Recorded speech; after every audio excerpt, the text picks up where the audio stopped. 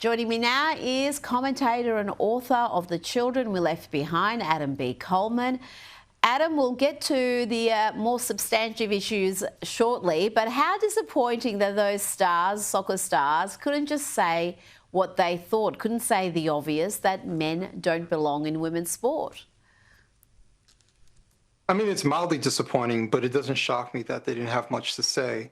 Professional athletes are often trained to deal with the media, and they're often told to take like the easiest position, the most non-political statement, very vague statements about how they feel about any given topic, and usually to keep their comments relating to their profession. So it really doesn't shock me. Is it disappointing? Yeah, but at the same time, they're not necessarily activists stating something that is obvious. I think everybody's face expressed how they felt was that, well, yes, women shouldn't be playing alongside them. There is a competitive advantage that men have over women, but they're just not going to vocalize it. So clearly no one objected to it. They just tried to deflect. They did. I think Trump was very nice in saying they were being diplomatic, but this is a 90-10 issue. You should be able to say something that's not particularly controversial to say. Men don't belong in women's sport. Now, Adam, this is astonishing. Nearly 70,000 individuals have signed up for a new US residency program called the Trump Card, which requires a $5 million investment to gain legal residency. So instead of a green card, this is called a gold card. That's a lot of money right there, 5 million times 70,000, and it's not even been implemented yet, and you've got that many applications.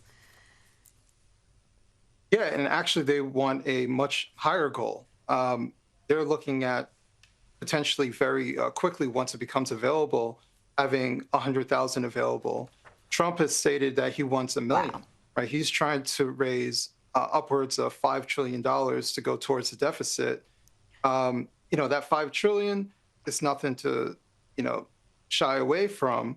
But at the same time, our deficit is upwards close to $40 trillion. So it's to chip away at the problem.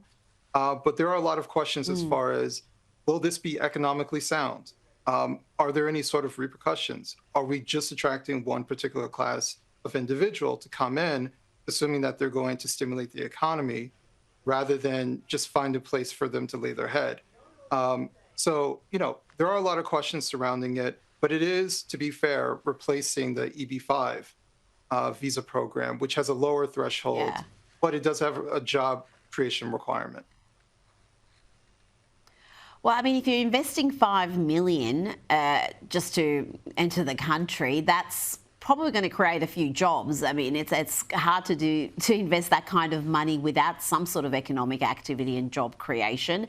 Now, I want to ask you about some footage that I played a little bit earlier of the View program, where Whoopi Goldberg argued that blacks in America have it as bad as the people of Iran. Now, I was astonished by this position, but I'm interested in your response. Is this a widely held view in the black community as far as you know?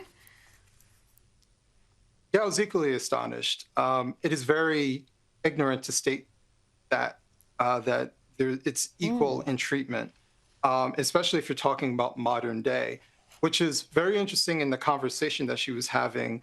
Quickly, she ran to 1965, when we're talking about modern day Iran versus modern day America.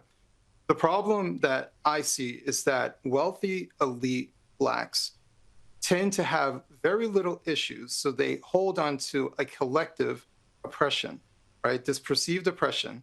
Meanwhile, they always avoid how comfortable their life is.